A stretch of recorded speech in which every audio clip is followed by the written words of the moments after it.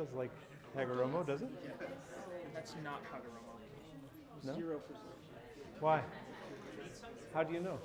It's not. You didn't even touch it. How do you know I can from... see it's too thin. It doesn't have the coating. It's not branded. Okay, what color do you like? You can use whichever color you want. You don't understand how much we have.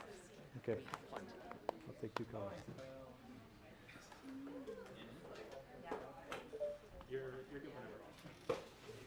If I break his chalk, he's going to make me do push-ups. You don't have to do push-ups here. But those are the rules.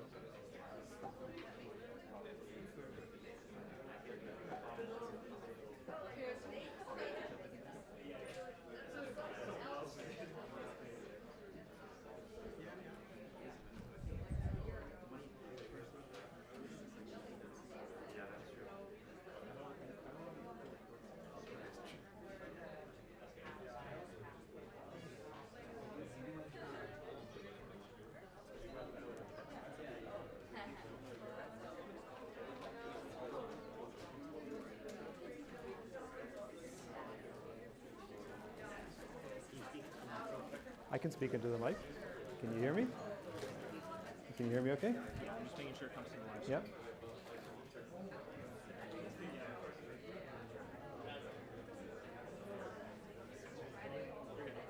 All right. That was a much smoother setup. Not included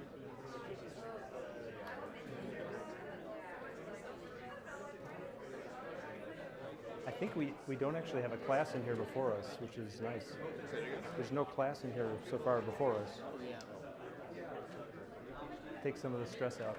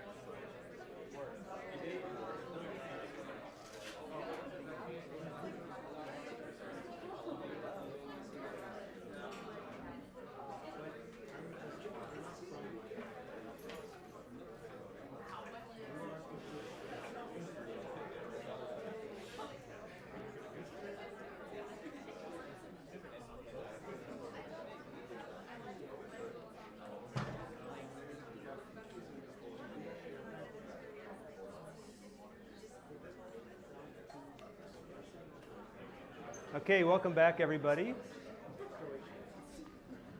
So today I want to talk a bit about hardware. Most of the class is going to be about software and autonomy and the higher level stack. But just to make sure we lay the groundwork and understand what we're going to be using, I thought I'd spend a day sort of talking a little bit about some of the details of the hardware. Now, someone asked last time, what's an EWA, which is like a reasonable question. I'm sorry I keep using EWA as a thing people know. I figured the best way would just be to bring one, so here you go. I also heard that it's hard to see from the back, so this will give you a sense of how freaking heavy the Iwa is, okay? This is an Iwa here. It's a beautiful piece of machinery, okay? You'll notice it doesn't come with a hand by default. It's bring your own hand, and we'll talk about hands a little bit later, and I brought a bunch of hardware examples of some of the cool hands out there. This is what an Iwa is. This is one of the many robot arms that you can buy, and you'll see in research labs these days, research groups working on manipulation. And there's a couple of reasons why this is a good choice, I think, for many research projects in manipulation. It's maybe a bit on the high-end, expensive version, but solid hardware that'll continue to work for you, even if you have a bug in your research code and slam it into a table or something like that. Okay, so we'll talk a little bit about what makes this Iwa tick. And then towards the end, we'll talk more about all the dexterous hands. And I'll make sure that if I'll wheel this up to the back or something when we're done, and people can check them out. And you have to be a little careful with it. The bumps on the way over loosened a couple screws, and the fingers might fall off. But if you're gentle, then you can check them out. All right, so let's get you a robot. That's the goal for today. We'll talk mostly about robot arms. The hardware does matter, right? Your choice of what arm to sit next to and program or purchase, whatever, will matter. Your ability to do certain tasks will depend on the hardware capabilities.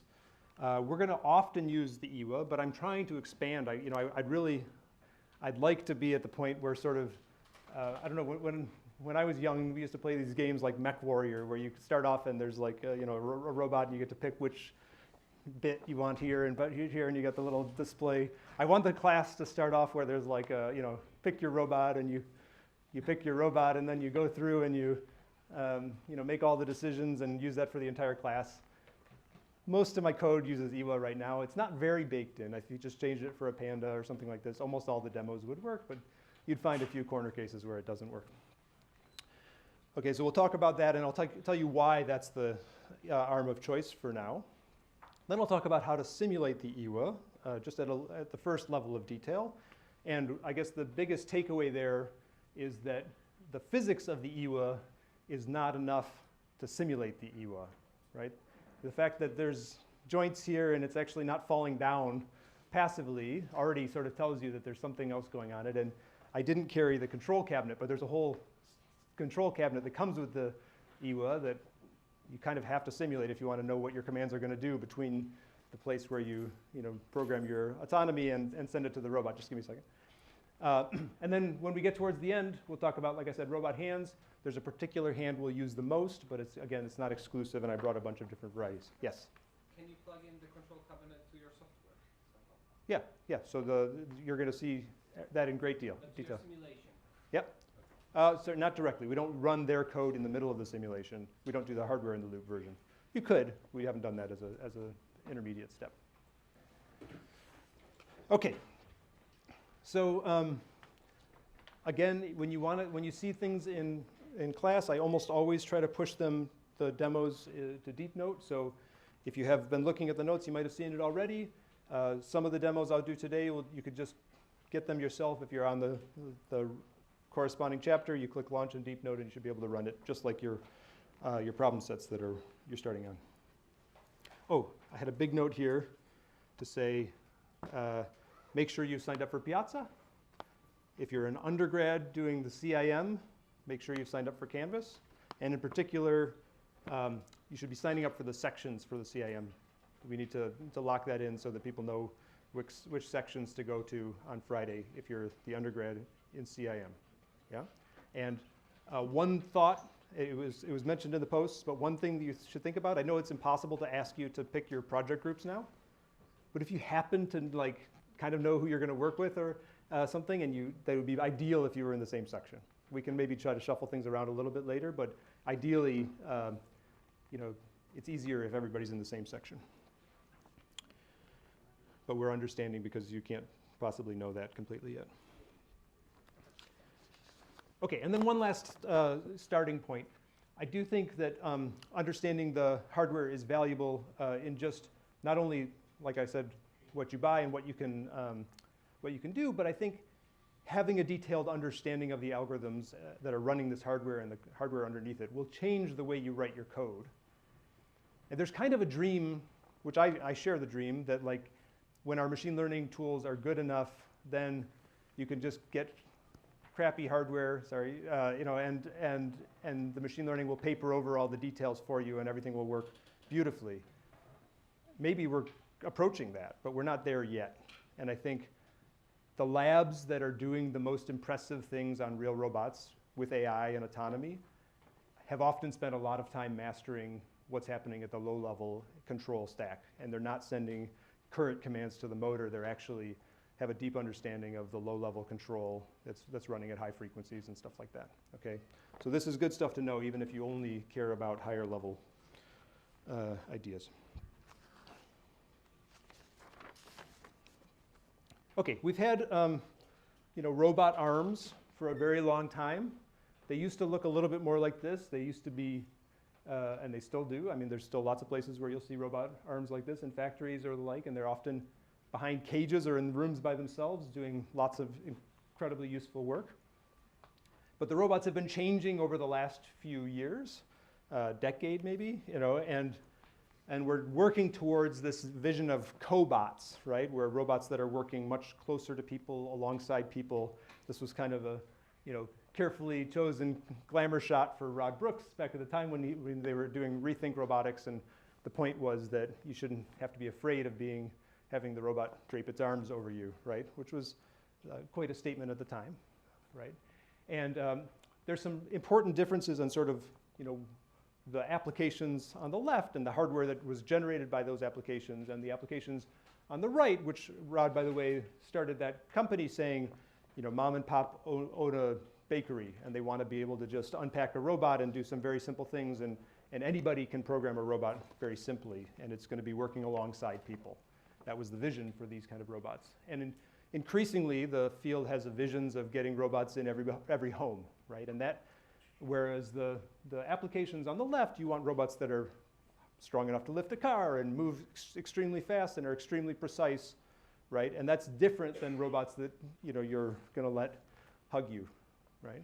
And so the actual hardware underneath these things have changed, and maybe we're working towards this sort of vision of Baymax where you really, you want to cuddle with the robot. We'll see. Okay, but if you go into like a research lab today in industry or in academia that's working on manipulation, then there's kind of a standard cast of characters that you'll see in terms of robots. You'll see like universal robots. There's little ones and there's big ones, and they have different payloads and the like. You can see Rod's Rethink. The company isn't making the robot anymore, but they're still around. You see this Canova Jayco is a great arm that was originally marketed for being on the end of a wheelchair. So it's one of its incredible selling points is that it doesn't have a control cabinet you have to carry around. It's actually got all its electronics embedded in the bottom of the arm, so it's more mobile than most of them. And then the EWA you see, Panda is a newer version sort of the EWA in some sense. The people that worked on the EWA were involved in starting the company Frank Amica that made Panda and makes Panda. ABB is a more traditional robotic arm manufacturer. They build some of the big robots that you see in the factories, but they've also started making cobots, these robots that are a little bit more huggable. That's too much. But okay, so before I go there. So there's a couple things that distinguish these sort of newer robots from the big ones, like I said. So precision versus huggability. But what makes it something more huggable, right? So if you take one of the big traditional robots, and if it bumps into something it didn't expect, it actually won't even have sensors typically that would detect these kind of failures, right? So a lot of times the only sensors that a industrial robotic arm will have will be just joint position sensors. So you're sending joint commands to the robot or trajectories to the robot. It's trying to execute them with very high precision. And if it deviates at all from that desired trajectory, it will fault. It'll say something went horribly wrong. I don't want to hurt anybody. I'm going to turn off, right? System error, and you have to reboot. And that makes them completely impractical for like use in the home, because you're going to bump into stuff in the home. Even if you have sort of, the reason I put this dishwasher example in again, so just take the example of the robot opening the dishwasher, which we showed you before. In the home, you probably don't know exactly where the dishwasher is. You probably don't know exactly where the robot is relative to the dishwasher. You probably don't know exactly where the hinge joint is. So if you want to do this sort of opening, which is moving along a constrained motion defined by the hinge of the dishwasher door, if you have any calibration error, uncertainty error in that, and you're trying to find a very rigid trajectory, the robot will simply fault. You probably can't do this task in a robust sense with a robot that's trying to do exquisite position control. It's just the wrong robot for the job. It was built for different requirements. Okay, so what's happened is we've seen a progression of those original robots towards things that can sense a little bit more of the world. So one of the first things you'll see is in one of the universal robots, for instance, you'll see force torque sensors at the wrist. That's a standard thing. You can take a traditional robot arm, put an extra sensor between the arm and the hand that'll measure contact force or at that joint or torques. And then you can write your controllers to be a little bit more informed about, I made a contact with the world somewhere in a way I didn't expect, and react to that. But that's a pretty common setup. There's a few arms out there that say that's not enough, that I actually need to be able to sense contact anywhere along my arm in some sense. And the way to do that is to add more instrumentation to the joints so that you could potentially measure a contact force or torque, an unexpected torque, even at the joints all the way up. Because the wrist is only going to get it if you make a contact at the hand. If you bump your elbow into something, that's not going to be detected by the wrist force torque sensor. Okay, so the original arms, I'll start writing down some few words, keywords here. So original arms had joint position and or velocity sensors. And then you could start adding on force torque sensors, often at the wrist.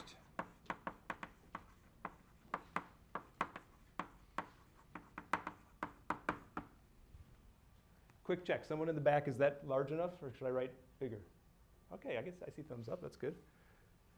I'll still try to write bigger because I got some feedback saying I should write bigger, but thank you for the confirmation, good. And then, and some of the, if you want even more than that, then you could try to do joint torque sensors. Right, and conceptually what that's going to allow you to do is if I bump into something with my upper arm, then I have a chance of detecting that there was an unexpected torque or wrench at the joints.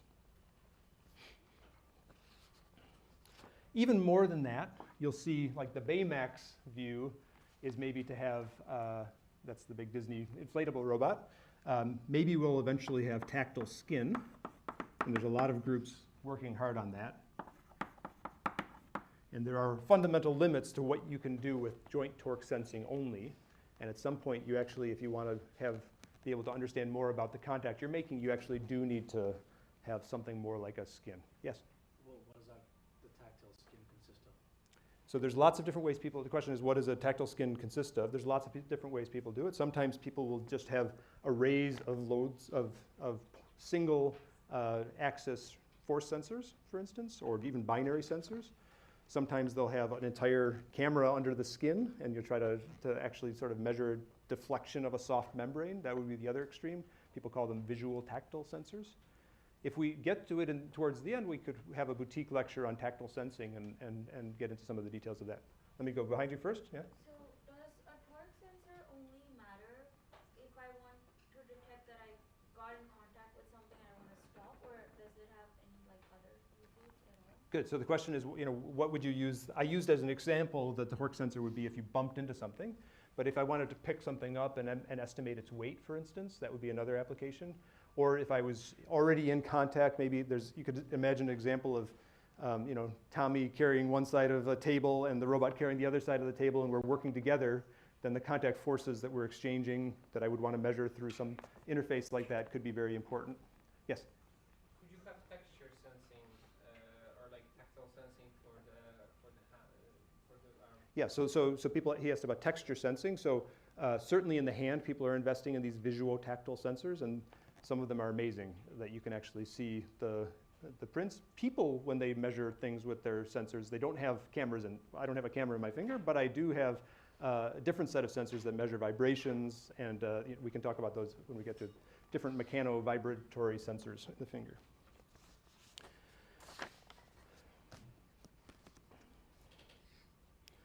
Okay, so I would say most robots that you, just by quantity, like the number of robots that have been built, are more like this joint position sensor only, primarily.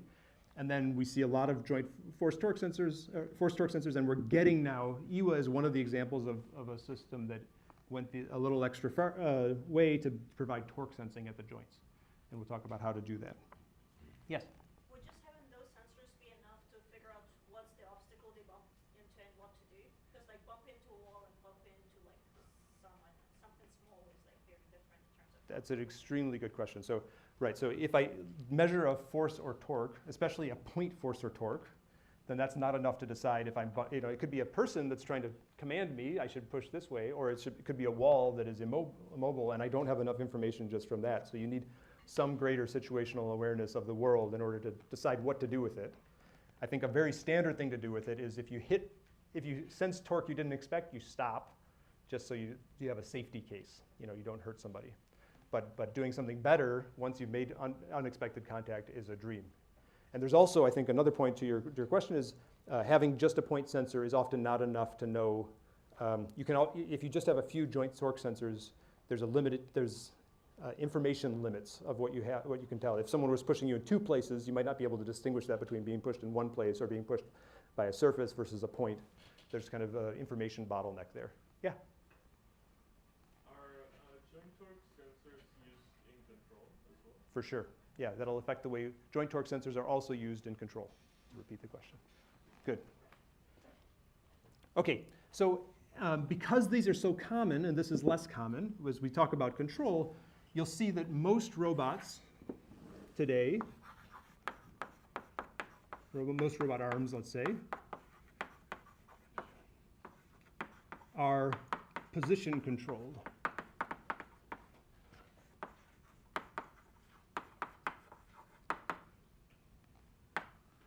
Okay, as opposed to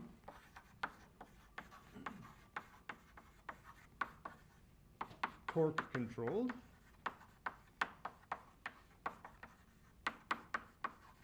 And that's a big difference in the way that we interact with the robot.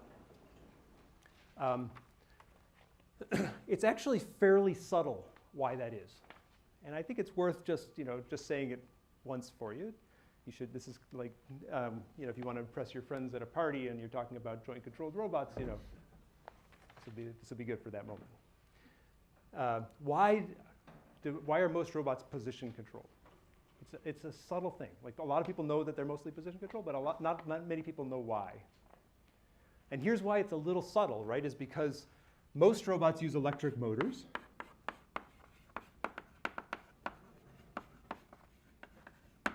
Okay, electric motors, we know that the current we put in to an electric motor is approximately proportional to the torque that comes out. And the voltage we put in is proportional to the speed we get out. Okay, so current in is related to, I'll say proportional to, it's not a, it's obviously more complicated than this in general, but is related to torque. And voltage is related to speed.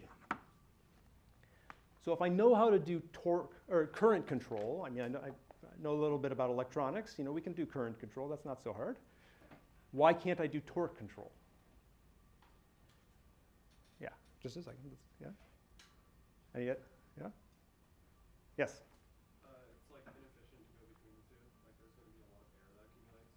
Okay, so even the electronics could be a bottleneck there. It's true, and in fact, people actually send PWM kind of commands down to the motor for efficiency type reasons and robustness reasons, yeah? That's true, but even there's a mechanics reason too, yeah. Because at the like control loop level, you wouldn't be able to do the differentiation enough to know the torque. No, I think I could send current commands possibly. I think that's not my reason. Yeah.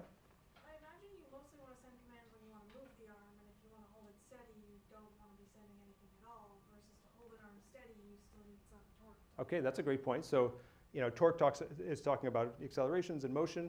So in both cases, whether we choose to send command speed or torque or position, we're going to need some sort of feedback loop on the outside in order to accomplish, like you say, both motions, rapid motions, and sort of standing still.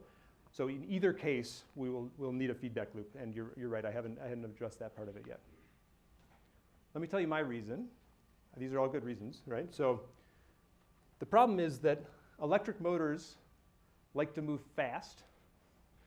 Robots, I mean, I like fast robots, but this is like thousands of RPMs potentially. I don't want EWA to move at thousands of RPMs, okay? Electric motors tend to produce small torque. They're most efficient in the high-speed, low-torque regime. And that's not what we want here. We want high torque, low speed, okay? So these things are high speed, low torque. And I want my robot to be lower speed, higher torque. So almost always, there's a big transmission between the electric motor and the world.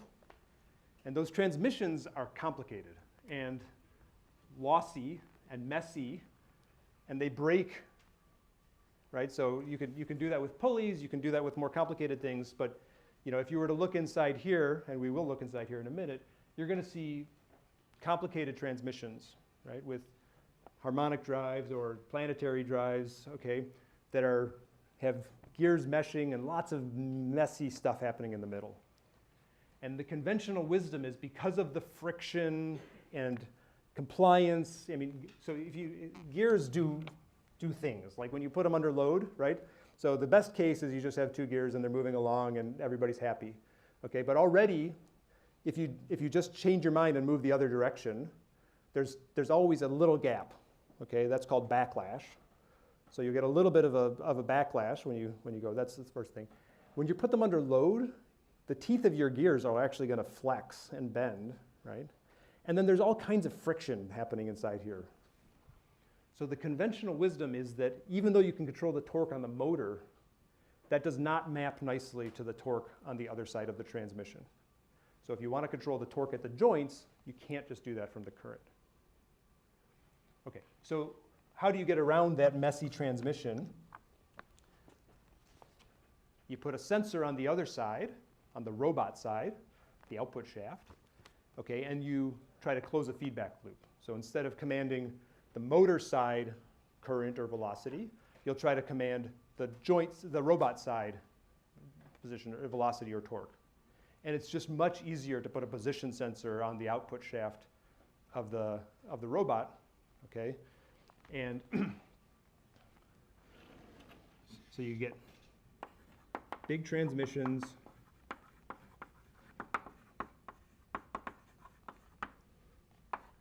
current is no longer proportional to torque, to robot torque, okay?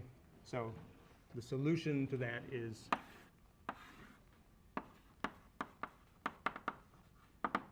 robot joint side sensing.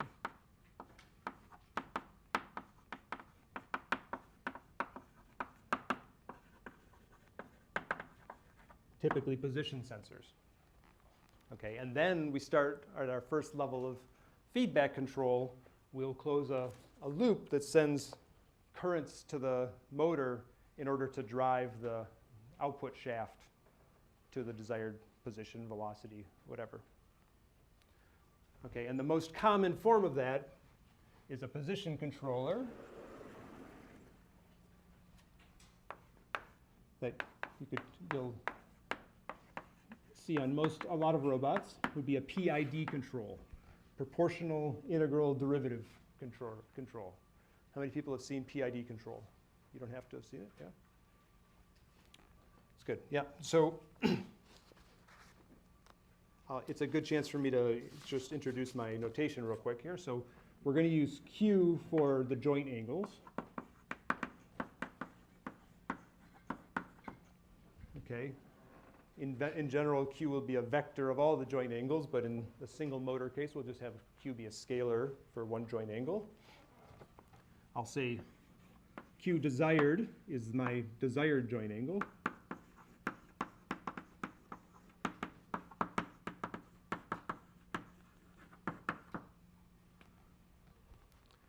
And then I'll use dot notation for derivatives. This would be the joint velocity. It's the time derivative of Q, right?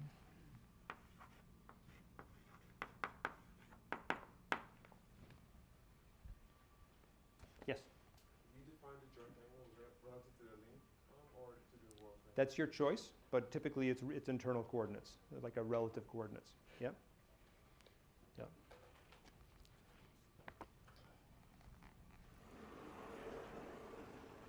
So a solution here would be to command the torque of the motor, even if you don't know the details of the transmission, a pretty simple feedback control loop that does something like, this would be a gain, Q desired minus Q. This would be a proportional gain.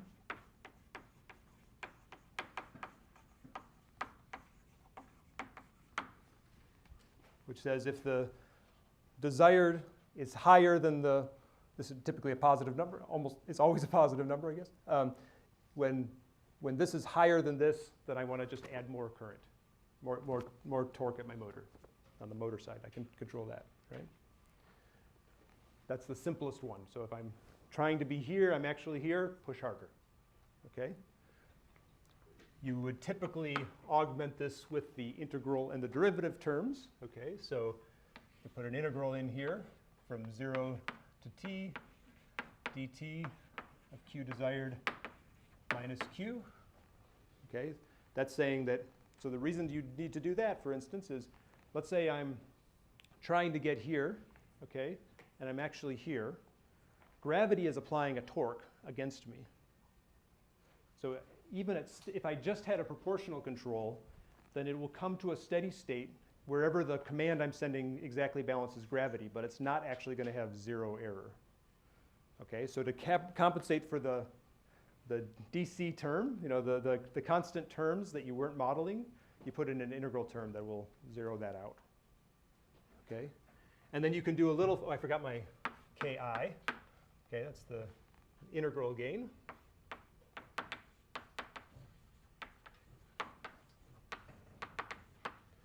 And then you would typically put a derivative term on here too. That allows you to track things at higher speeds a little better.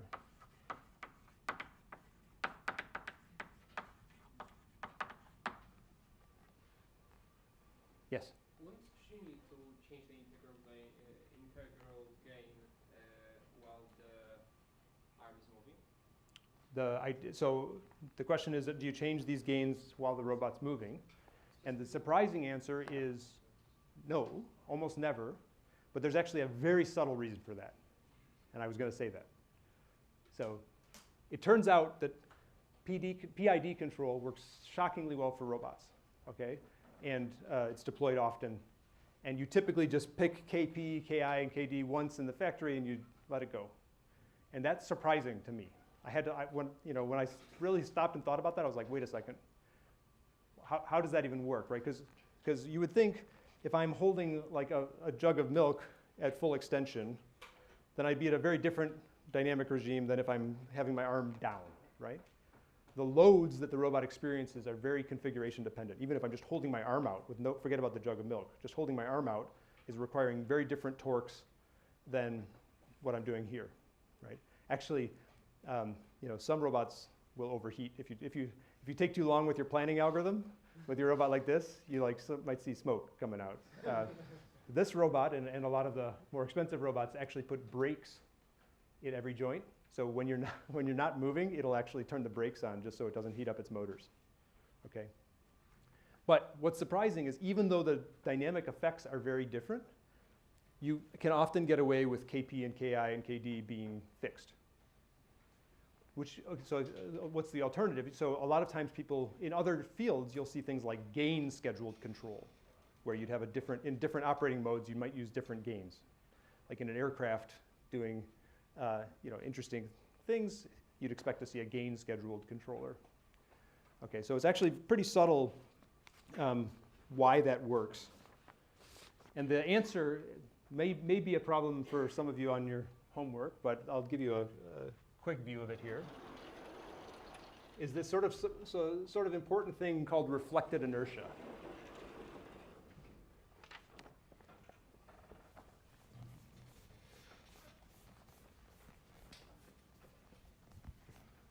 So if you think about, I guess you've all played with pulleys over your life, right? The Museum of Science, you'll have the little kid pull down the enormous weight because of a pulley, right? And I guess we've got a type of pulley even in this animation there. Pulleys are trading speed for torque. Okay, so what's happening, and we're doing the same thing in this joint, right? So we have a motor moving at high speeds now in order for the output to be moving small, and a little bit of torque here acts like a lot of torque on the other side, right? But goes both ways, okay? That goes both ways. And it turns out that the relationship, if you think about it, if you work it through, which it's worked through in the notes, is actually that the reflected inertia of the motor, okay? So the motor has a little bit of magnets in it. They're, typically electric motors will be made with magnets like this, okay? And those magnets are moving around. So there's some inertia. This is reminding you all of your physics backgrounds, right? There's some inertia inside the motor, and it's moving around. But it's moving around wicked fast, okay? And it's being scaled by the transmission. So actually, the inertia of the motor that is felt on the robot side is actually multiplied, the rotor inertia times the squared of the gear ratio. Okay? And similarly, if you're looking from the view of the motor on the other side of the transmission, the robot has inertia, okay? But that inertia is actually shrunk by the squared of the gear ratio in the other direction when you get to the motor. So the motor, shockingly, even though these are typically tiny motors and big heavy robots moving things around, the motor has to do as much work or more work sometimes just to move itself around at high speeds that it has to move the robot around at high speeds or low speeds. That effect, when you multiply, so the gear ratios in these transmissions on this robot, for instance, is 160 to 1. 160 squared is a big number. And you take your inertia of your motor, even though that's a small number to start with, it is comparable to the inertias of the robot. Okay? In fact, I think we worked it out at one point for the EWA, it's like, 85% of the inertia of a link comes from, don't quote me on that number, but it's a surprisingly big number, that comes from moving the motor around instead of moving the robot around. That's a counterintuitive maybe effect of having a big transmission. And what that means is when the motor's doing all its work, it's sort of irrelevant where the arm is, right? Or if it's holding something or not holding something. You'll feel it a bit, but you feel it just as much just moving those motors around. And it has an effect of making it so that when you're designing tuning in your controllers, you don't have to worry too much about the configuration of the robot. Did I say that clearly enough? I could say it in equations, but I think that's the main point. Question about that? Yeah. Does that mean that it is independent of the weight the robot is carrying, for example? Yeah, so independent is a little too strong. You can still heat up your motors. I did say that. But the motor inertia is unaffected by the weight, or the rotor inertia is unaffected by the weight, and the weight that you're carrying gets scaled by the transmission squared on the motor side. Thank you for asking that. Yeah? Okay, so there's actually been a movement, an effort over the years to try to not do that. Yeah, please. So is it possible to design a PID controller on hardware level and not on the software level? Because on hardware level, everything is continuous, and you don't have those that frequency. So error would take less time to get resolved to zero. Yeah, so that's a great question. So, would you want to implement the gains, control gains in electronics, for instance, or in mechanics, or but analog electronics would often be a great way to implement this. Although computers are so fast these days that the sample frequency of a digital implementation of that, which can be a little bit more configurable, they're running at 10 kilohertz on a robot, and it's fine. The inertial time constants are low relative to the 10 kilohertz. That's like well over your mechanical frequency. So I'd say most people have switched to digital and said that's good. But definitely when we were slower, it was like, let's think about doing analog versions of it. It's a great question. So there's a movement, there was a movement, it was popularized at MIT many years ago actually, this was recognizing the equations of motion of my arm, where the arm actually gets affected by the gear ratio squared. So those are roughly the equations I would have written if I had written it all out, okay. And they said, well, what about not using, what would it look like if we built robots that didn't have big transmissions? Let's say, we'll call a direct drive robot one that's like gear ratio 10 or less, let's say, maybe 20 or something. Okay, depends who's selling. And we'll call those direct drive robots. And it was interesting, back in the day, the direct drive robots had these ginormous motors. It was like, little arm with a big motor attached, and that was good. But now you'll see them, they're more common. We've gotten better with our motors. We've got outrunner motors are kind of a cool thing. That started with quad rotors and airplanes and stuff, and now they're more popular in robots. So like Songbei's Cheetah Lab, for instance, does things close to direct drive now on a lot of his Cheetah robots. And that's a more viable alternative than it used to be. If you can get rid of the transmission, then you can think about doing torque sensing or torque control by looking at the current on the motor side. Okay, which is powerful. But there's a reason we use gears. I mean, the motors are happy at high speeds, right? So, okay, yes. So do torque sensing robots also have position sensing? For sure. The torque sensing robots also have position sensing. Yes. Position sensors are like commodity, so almost every robot has it. Okay, so let's just take a second to look at our family of robot arms. So this notebook is there for you. This is our EWA, and you can play with it. All the joint angles, slide them around and see what happens. Whoops, I could print it, but I don't want to do that. Okay, but like I said, you can also do things like look at the inertial properties of the robot. So here's the inertia ellipses of that robot. This is just of the actual links of the robot. Okay, so what is an inertial visualization of the robot? Like what does that mean? I mean, so robots are, this robot in particular is very curvy and complicated. It's hard to like do inertial computations in your head, okay? So a standard thing to do would be to take each link of your robot and replace it with a canonical ellipse that is the same size as if you had the density of water, okay? And it's the same position and orientation. All right, so if you were to replace and just say the robot is the density of water and it's made up of these equivalent geometries, from a dynamics perspective, that's an equivalent representation of the dynamics of this robot. But it's easier to think about and visualize, okay? And sometimes, actually I know for a fact, I could do this.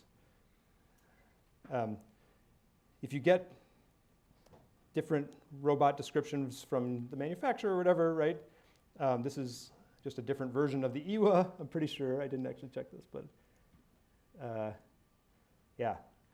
So it's actually also a really good debugging tool. So let me see if I can do this, okay? So we noticed this the other day. So the description format you get of the robot from the manufacturer actually just has bugs in it. And the inertial ellipses of the even links are rotated by 90 degrees. Okay, great. So everybody's been working really hard on their controllers, and your inertia estimate was just wrong. but that's why you visualize things, right? So I'm embarrassed that we didn't notice that. Actually, we knew about it probably 2 years ago. I thought we had fixed it everywhere, but we found this one model of the robot that's still not fixed. It'll be fixed soon. Okay, that's super valuable. But just to say that reflected inertia one more time, I wish I had made the visualization now, but if I were to look through the lens of the motor and try to make sort of an equivalent visualization, it's like there's a little circle at every joint of the robot that's getting blown up by the square root of the gear ratio to the point where the picture would look something, if I had just like a one-link robot, and I had an inertial ellipse of the link that sort of looks like this. There's a little motor here, which accounts for relatively little of the mass of the robot, but its effect on the dynamics looks like a big inertial ellipse that's centered exactly at the joint. So when you're moving this joint around, the effect of the link is actually small, can be small if the gear ratio is large compared to that. Yeah? So, is that included in this visualization? No, it's not included in the visualization. I wish I had. That's a homework for me.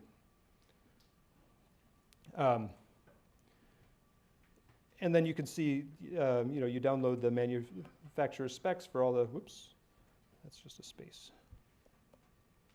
You can play with all the different robots, and that one's 0 position is in collision, which is awesome. That's why you have green arrows of contact forces, because it's hitting itself. But I do think you can basically, for your projects, for instance, you can just pick your favorite robot, and for the most part, it'll work. This one is also in collision at 0. It's awesome.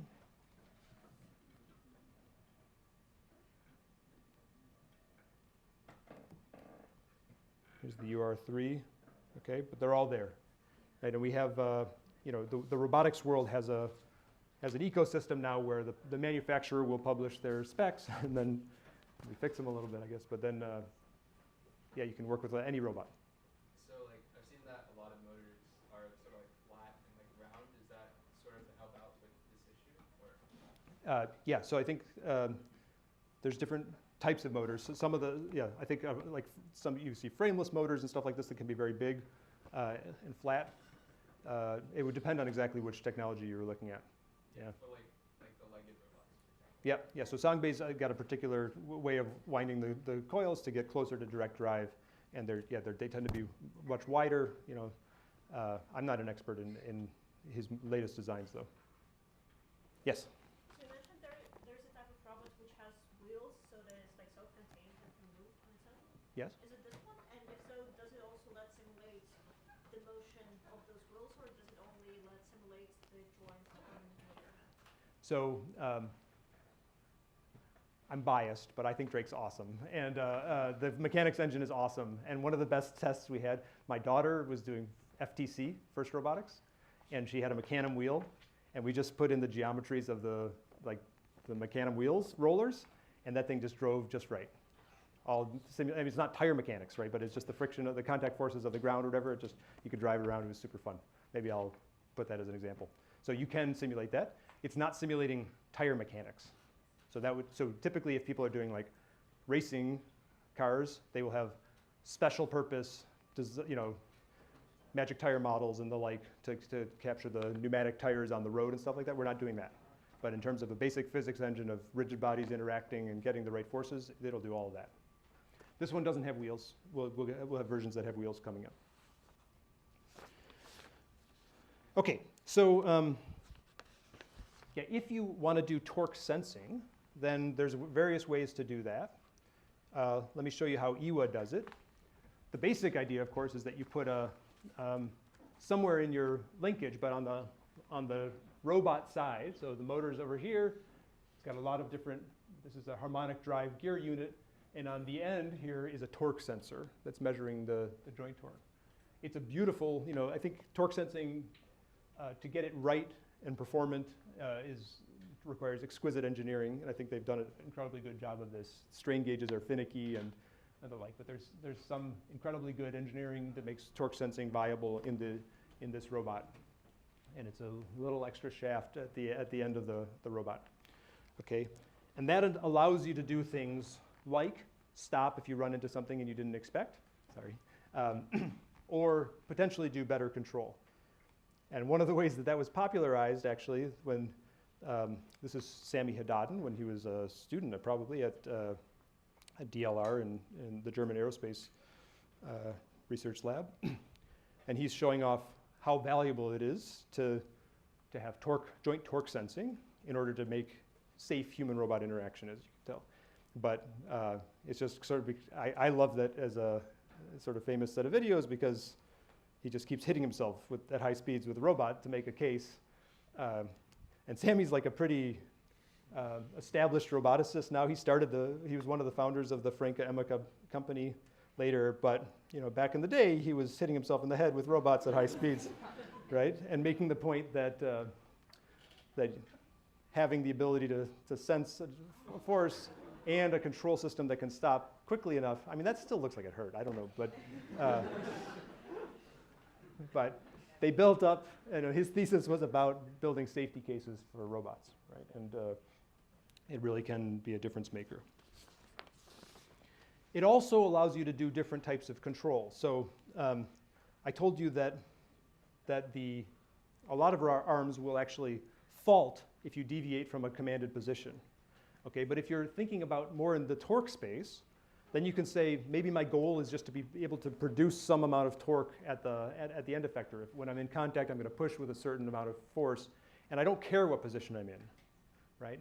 Or I'm going to, even more interesting maybe is if I'm going to produce a certain stiffness at the end effector. So I want to say that I'm going to go to some normal position, but if I push, I want to act like there's a spring between me and the target position, okay, and produce forces to let that go. So this is an example. We'll talk a lot more about it later, but when we'll do an actual one lecture later on the low-level control.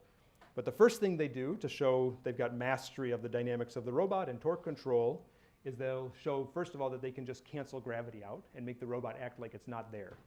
That's the standard gravity comp video that you'll see. That's how you earn bragging rights, saying I've got a great torque controller and great torque sensing, as you show you do gravity control. And then, yeah, I guess I didn't include it, or did I include it here next? Nope. You can also do, yeah, we'll see impedance control and some of these other things that work naturally once you have joint torque sensing. Yeah. For an example like that, would the controller include like the mass and inertia of that end piece that was there, or can it be done in a way that it's independent of that? Yeah, that's really good. So, so typically we're going to bring your own hand, or bring your own barbell. That's kind of a weird hand to bring, but or you might pick up some objects. The interface for this, which is what commands the low-level software, allows you to specify an inertia of the load of the end effector. So you'll typically, I mean, even a dexterous hand is not a constant inertia, but you'll just kind of pick a canonical pose of it, compute the inertia, and tell the robot low-level controller about that, so that when it's doing gravity comp, it's pretending the hand is always like this and just a statue. And then you treat the fact that it's doing this as noise, as a disturbance. Yes? The gravity compensation cannot be done with the PID control, which should be aware of the mass matrix and all the other properties of the robot. That is true, yes. So PID control is not doing gravity compensation. You can do them both. You could do gravity compensation first, and then, so if you were to take this controller and then just add on plus tau gravity comp, for instance, then if your control system is capable of doing this, if you're doing it on the joint torque commands instead of motor commands, then that becomes viable, and you can still write things that look like a PID control, but also cancel out gravity in a feed-forward term. And we'll talk about that in some detail later. Yes, please. What's kind of the resolution of the torque sensors? Yeah, so at the end effector, you can on this robot, it's a few newtons of force you can detect, and depends on the robot, but they're not exquisitely accurate. If I hit it with a feather or something, maybe I wouldn't notice it. In meters. If I was pushing down on a table, it's newtons, yeah. And then so that is related through the kinematics to some Newton meter resolution, yeah. Okay, there's a few other ways. So that's one way to accomplish joint torque sensing, and that's the way that this robot did it, and the Panda does it. The Jayco, I think, does not do it that way. But there's another way that is you might hear about, which is good to know, that's called series elastic actuators. It's actually the same way, but it's emphasizes something different. So series elastic actuators,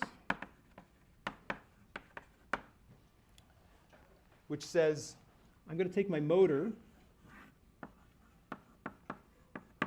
and I'm going to put a spring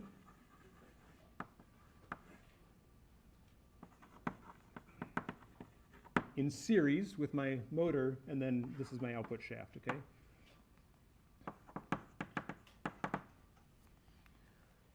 And you could think, actually, I mean, of course, the EWA has a strain gauge on a sheet that is actually, you could think of as a very stiff spring, where the reason the strain gauge can measure anything is because that piece is deflecting and it's measuring the forces. But whereas the EWA sensor, torque sensor, is, I think, I estimated at one time to be something like a stiffness of 5,000 Newton meters per radian. A series elastic actuator, like maybe the one you'd see in Baxter, for instance. I'm going to go back. Yeah. This robot was also capable of torque sensing, but a series elastic actuator, SEA, will typically be much lower. And they don't always publish their specs, but I was guessing that this one was around 100 Newton meters per radian. Okay, so this is kind of a different philosophy in actuator design. That robot can be stiff and follow position trajectories well if you want to, but you can also measure the torques. This one, I don't want to say it can't be, but it can't be very accurate in some sense. It's got, between the motors and the world is a pretty soft spring. So you go and push it and it feels squishy, right?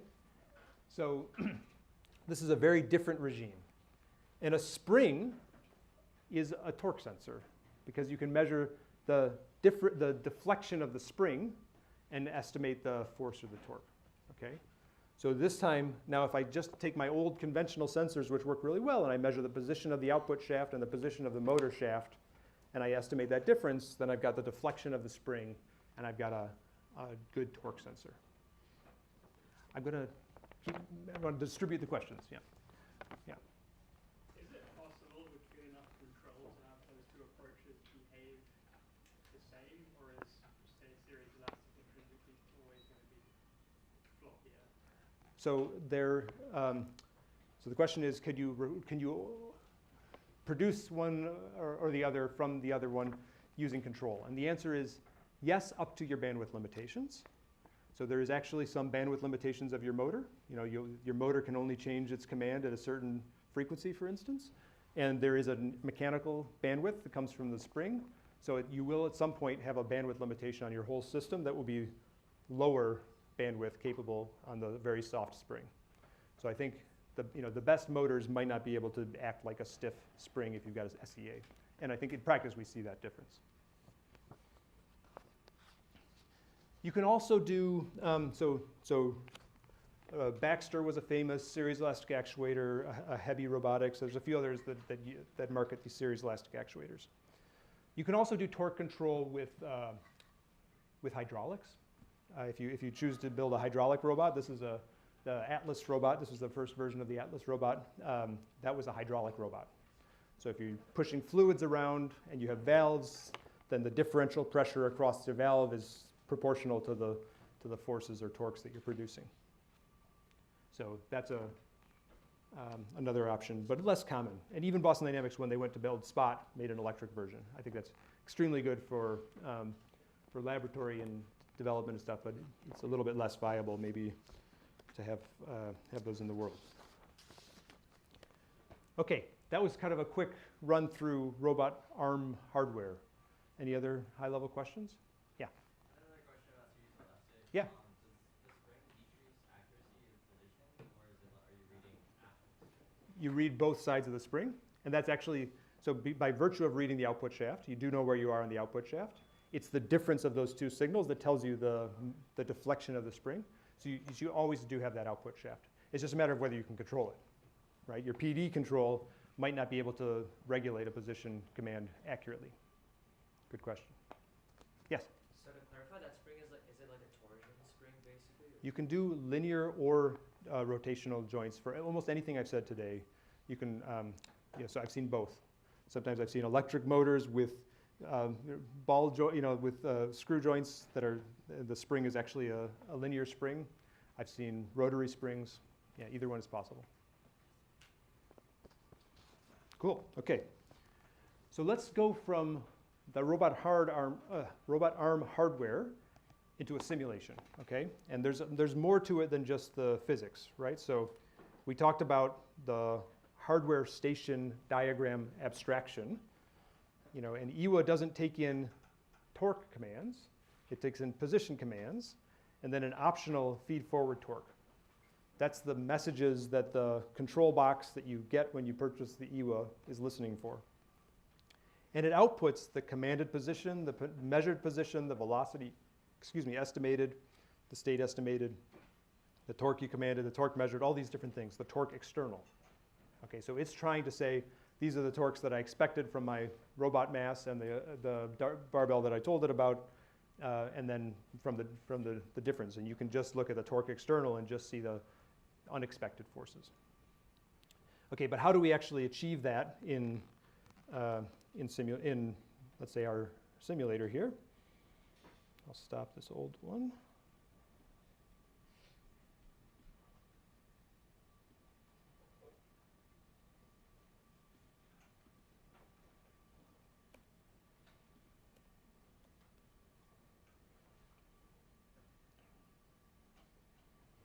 Okay, so the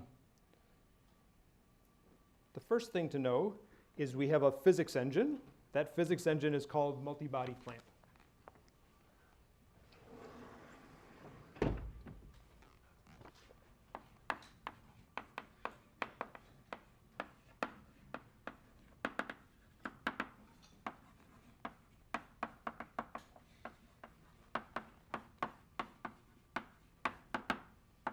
Plant is then, comes from the world of controls. It was originally chemical plants, but it's stuck. And now anything we try to control, we tend to call it a plant. Or at least I still do. The younger people don't. But okay, multi-body plant is our physics engine. And if you look at the multi-body plant diagram, okay, then this takes torque commands as input. This would be like the torque at the joint, for instance. We don't normally put the motor dynamics in. We could put it in there, okay? But this is a torque command input, and it takes and computes the updated body angles, joint angles, positions, velocities, accelerations, and things like that. That's the core physics engine. Okay, so the second thing you need to put your simulator together is, we call it there's our geometry engine here, which is for rendering and contact and stuff like this. Our geometry engine is called scene graph. This is a common name. You see a scene graph in any sort of computer game world, okay? This is collecting information about the mesh files that you used to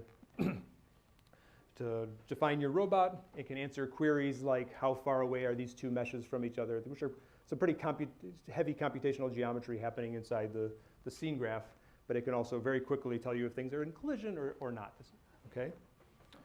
And that's almost enough to put together a simulation, but you need a few more little pieces. So you have to populate the physics engine from disk, from some description of the robot. This is the one we were looking at before. So you parse an EWA model from a description format into the the multi-body plan. So I'm going to add the model from file, and then I'm going to make sure it's not, if I left out this weld frames command, then the robot would fall down through the world. Yeah, what's up? So does the scene graph live inside of the Nope, they're separate systems, and they are wired together. Yeah, okay. And the robot description format, you typically don't have to write them yourself, but you might want to check them. They're just these standard sort of text description formats, which says I have a link here, it's at a certain position, it's got a certain inertial matrix, it's got a mesh file that shows me how to render it.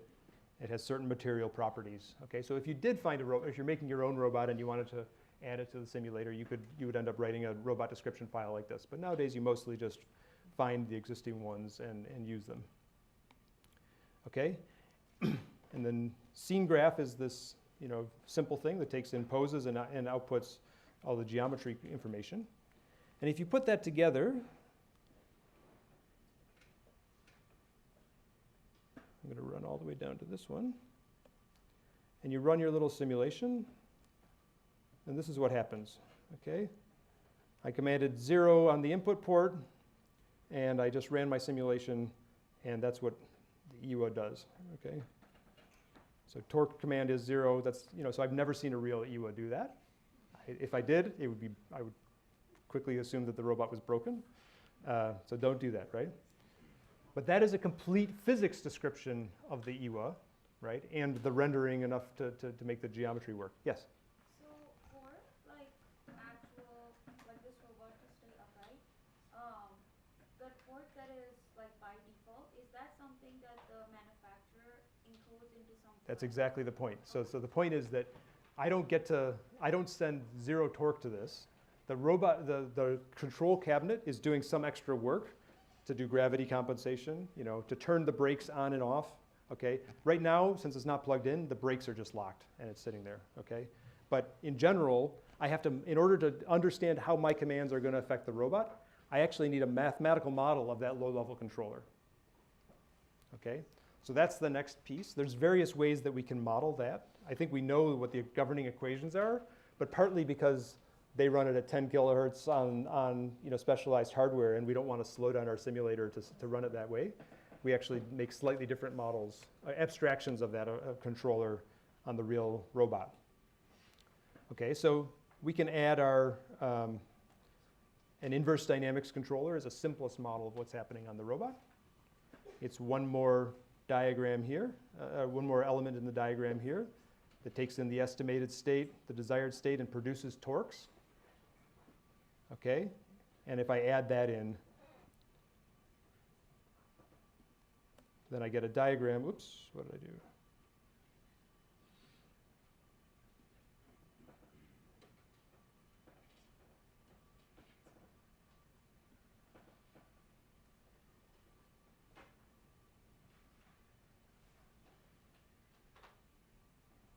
Here we go. I get a diagram that has the plant, it has the scene graph, it has the state of the EWA that's coming out from the plant, pumped into the controller as the estimated state. I've set the desired state to 0, okay, and then I just put the force back through. That's my whole new diagram. And now I get sort of the expected result of it just sits there, which is more boring, but more correct, right? Okay. So the point is that if you want to build up a simulator, you actually have to model the low-level control. And you have to model it well if you're going to do higher performance things, because that will impact, there's even the way that it interpolates, like you send position commands in sequence, it will extract an effective velocity command using some approximation. And if you don't model that correctly, you're not going to be able to do very high bandwidth kind of controls.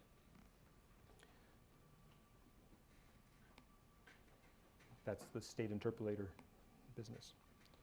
Okay, and then the whole thing comes together to be this, gives you this abstraction of having positions in, optionally additional feed-forward torques in, and the states out. That's just a bigger diagram. Yes? You mentioned you're not modeling rotor dynamics, but I was confused by the gear ratio, all that. So I should be more careful. We do have support for rotor inertia and reflected inertia, but we don't model the lower sort of, so we only model the motor at that level of detail. So we just assume it's a lumped mass, or lumped inertia that's reflected through with the reflected inertia. However, a lot of simulations don't include that, because the reason I know that, and not only because I've looked at the other simulators, but also because the robot description formats that everybody uses doesn't even have a field for reflected inertia. You know, which is like, they just missed that one, and it accounts for, you know, some huge percentage of the dynamics of the robot. So I think a lot of people worry about how accurate the simulators can be for manipulation, but they forgot a big one on that one, so.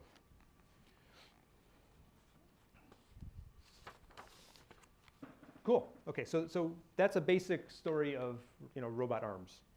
I wanna spend the last few minutes talking about hands, yeah? So bring your own hand. I did bring a bunch of my own hands. I also, like I said, slightly broke them on the drive over here, on the walk over here. But let me just tell you a little bit about hands. So everybody who does robots, I think, is somehow fascinated by dexterous hands, okay?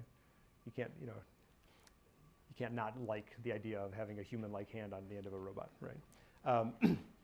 And there are some famous ones out there. This is the Shadow hand. The Allegro hand is here. It's another sort of famous one. And the Shadow hand was made famous by the OpenAI experiments of trying to learn Rubik's Cubes, for instance. But these are very delicate devices. I think they hammered on this like crazy, and they had to improve the robustness of that like crazy in order to do the experiments you saw in the reinforcement learning papers there.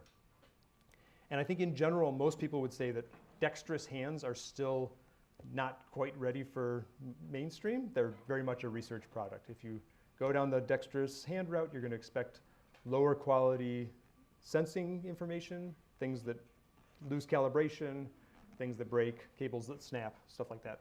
But that's, I mean, that's good for research. That's good. That's where we want to be, right? But the argument, the counter argument, the few people in robotics that don't love dexterous hands or whatever, I think have a pretty reasonable argument, which is that maybe you don't need a dexterous hand to be useful in the home, right? And the plainest argument I like for this is just to say, if I were to give you one of these little grippers and ask you to go into the home, you could still be pretty useful, right? You can do a lot of stuff with a big brain and a simple claw, right? And the people that made that argument the best, I think, is when they built this PR2 robot. This was many years ago now, okay? This is a teleoperated robot, so there's a human looking through the camera and of the robot and driving the robot around, and this is sped up a little bit. But basically everything you'd want a robot to do in the home could be done with that kind of interface and a simple two-fingered gripper, okay? I mean, we've seen lots of examples of places where it would have been nice to have a few more fingers. We see it in our own research where it just takes you longer to do things if you have to, like, if you want to pick up a mug and set it down in the dishwasher, okay, and it's in the wrong orientation, and you got your two fingers, you got to set it back down, pick it up like this. You can do it, it's just annoying, whereas a human would just do in-hand reorientation and then set it down, okay? So, but you can do a lot of things with a big brain and a simple hand. So because of that, we're actually going to do a lot of work in the class with, to start off, like in the simpler case, with a two-fingered gripper. This is the force-controlled planar gripper from Schunk. It's called the WSG. It's kind of the EWA of grippers. You know, you have force-controlled, torque sensing kind of things. And this one is more bring your own finger, right? So you can actually put various different end effectors on it. I've got a version here that has some visual tactile sensors mounted on it. You can just change out the fingers, but I also have the simpler fingers here that you can play with. Okay, there's a lot of, it's a big back drivable robot. I just got the power light to turn on, that's cool. And we'll spend a lot of time on this. I saw you, did you have a question? Wouldn't it be possible to replace a hand with just many grippers? That's true. It becomes a packing problem of like how much can you fit in a small space, and where do you run the wires, where do you run the cables? So people have, I think I'll show you a few of the clever ways that people get in between them. But it's still an open problem, I think, for design and for control of those things.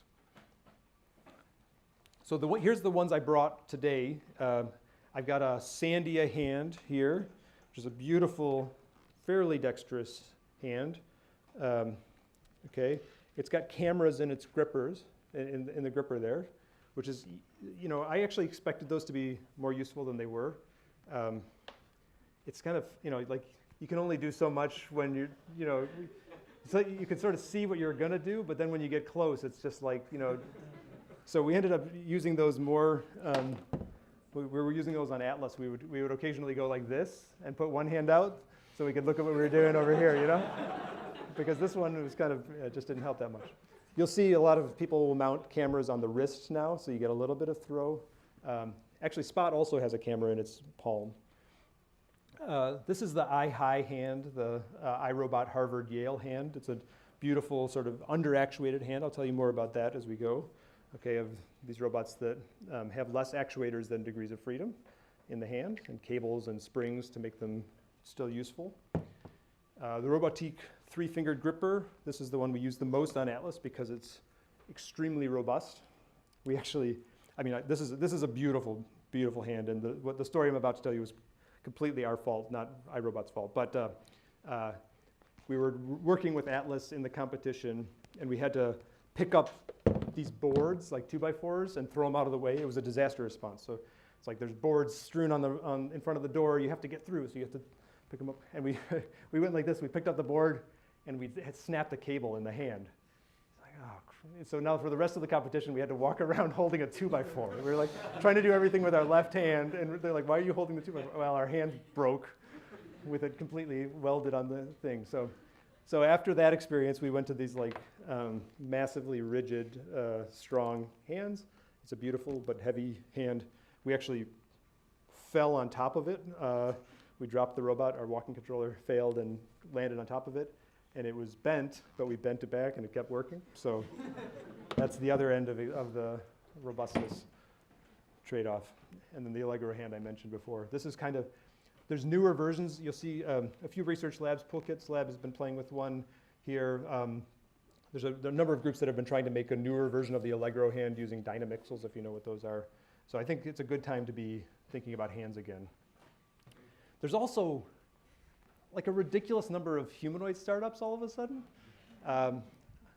So this is Sanctuary AI, and they're all trying to solve the problem of making humanoid robots, and they're also trying to like simultaneously solve the dexterous hand problem, which is awesome. That's great. So hopefully, I'm sort of optimistic that the world will have more robust, dexterous hands soon. We'll just see what comes out, right? But it's not the only way to do it. There's also like this world of people making very clever mechanisms to solve manipulation with hands. And one of my favorite here is, you can see, robot grippers based on granular jamming media, okay? The story is very simple, okay? You take a sack, you fill it with coffee grounds, and this is your manipulator, okay? You put a vacuum behind it. You just let your coffee grounds sack, sink over whatever you're going to pick up. You suck the air out of the inside.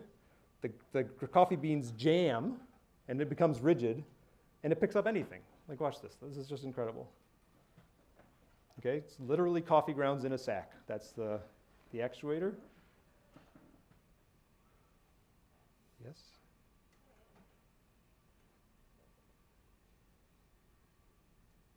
Right? So all they did was suck the air out, and the coffee grounds jammed themselves together. Okay, super simple, super durable. I guess you could probably slice it. And it could pick up anything.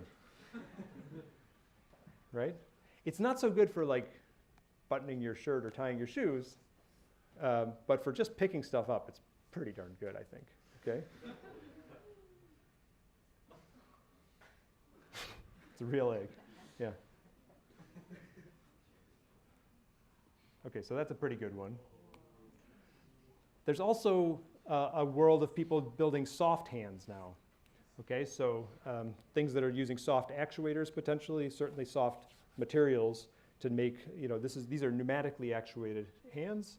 They have valves that are, expanding and contracting in order to make the fingers move, and they can be, surprisingly interesting devices. And this was, of course, a play on the OpenAI example of trying to make a in-hand reorientation, okay? But that was with a simpler hand. This is the grippers that I've got here. That's actually a combination of trying to make a soft hand, but also integrating tactile sensing. So it has some of the benefits of having the hands, but it also has a depth camera behind the bubble and some dots so that you can estimate shear and other things inside there. Very simple design, but I think very well done, and it's impressive what you can do with it in terms of force sensing and geometry sensing in the hand. Like, unlike the hand that's sort of looking at this, if you leave a little gap, then you get to actually see the deflection of the skin and do interesting things.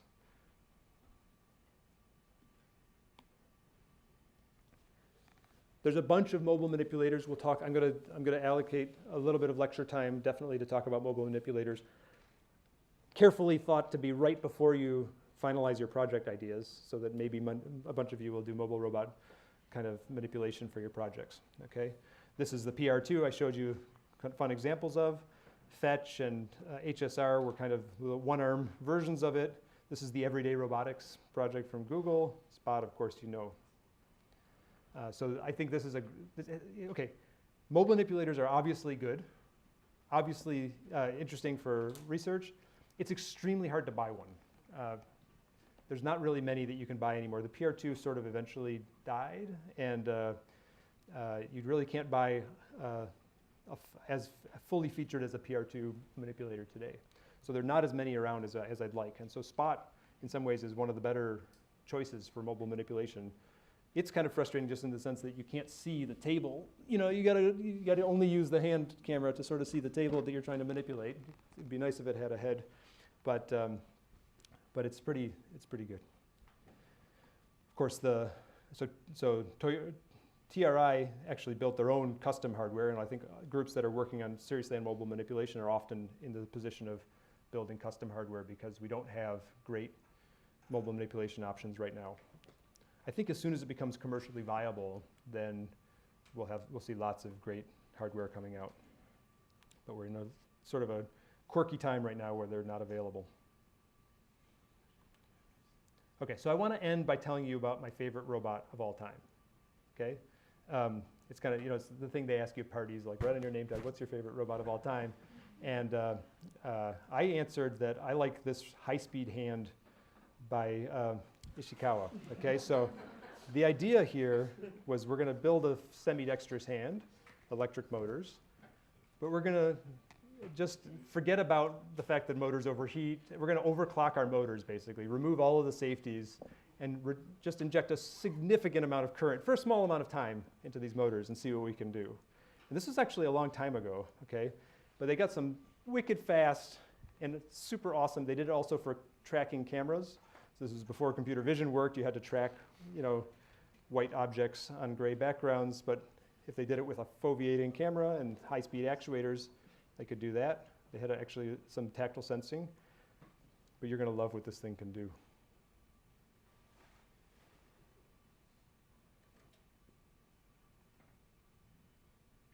Okay, dribbling.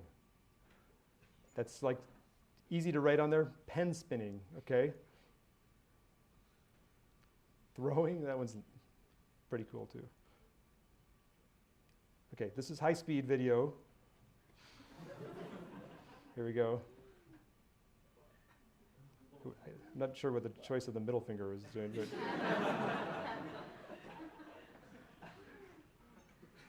this is like way more dynamic than you see on the average hand, right? Pen spinning, pretty good, right?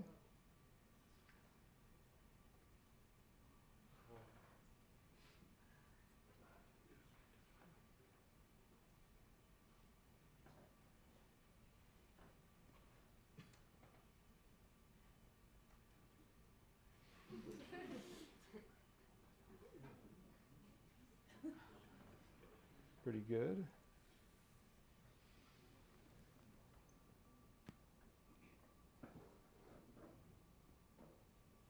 Okay, I'm going to fast forward to the end here. This is my favorite. Regrasping, okay? This is a cell phone. Right? I have to believe that only worked once, but still. That is awesome, right? Okay, one of the best robots of all time, for sure. Okay, good. We'll move on to more of the control next time. If anybody wants to come and see the hands, you're welcome to come.